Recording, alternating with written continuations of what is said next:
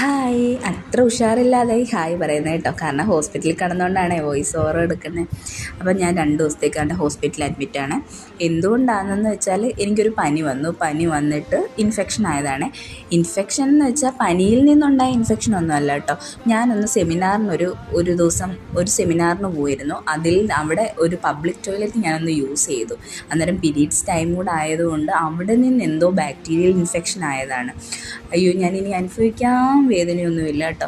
അതുകൊണ്ട് എപ്പോഴായാലും നിങ്ങൾ പബ്ലിക് ടോയ്ലറ്റ് നമ്മൾ ലേഡീസ് യൂസ് ചെയ്യുമ്പോൾ ശരിക്കും ശ്രദ്ധിക്കണം കേട്ടോ. അങ്ങനെ ഞാൻ 2 ദിവസം അഡ്മിറ്റായി, ഇഞ്ചക്ഷൻ എടുത്തു. അത് കഴിഞ്ഞിട്ട് മോളും ഉണ്ടായിരുന്നു. സത്യം പറഞ്ഞാൽ ഈ ഹോസ്പിറ്റൽ വാസം എന്ന് പറയുന്നത് തന്നെ ഭയങ്കര ബോറടിയുള്ള പരിപാടിയാണല്ലോ അല്ലേ.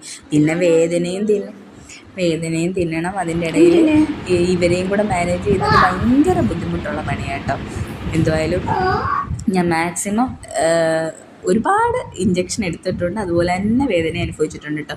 ഇനിയും എന്തുമായാലും ഡിസ്ചാർജ് ആയിട്ടുണ്ട്. 2 ദിവസം കഴിഞ്ഞിട്ട് ഇനിയും കെയർ ചെയ്യണമെന്ന് ഡോക്ടർ പറഞ്ഞേക്കുന്നത്. അപ്പോൾ എന്തുമായാലും നിങ്ങളെല്ലാവരും ഇതുപോലൊരബദ്ധം പറ്റാതെ വളരെയധികം ശ്രദ്ധിക്കുക. നിങ്ങൾ ഒരിക്കലും പബ്ലിക് ടോയ്ലറ്റ് യൂസ് ചെയ്യാതിരിക്കാൻ മാക്സിമം ശ്രദ്ധിച്ചു കഴിഞ്ഞാൽ നമുക്ക് ഇതുപോലുള്ള ഒരുപാട് പ്രോബ്ലംസ് കുറയ്ക്കാൻ പറ്റും കേട്ടോ. അപ്പോൾ നിങ്ങൾക്കും ഈ വീഡിയോ ഇഷ്ടപ്പെട്ടുണ്ടെങ്കിൽ സബ്സ്ക്രൈബ് ചെയ്യാനും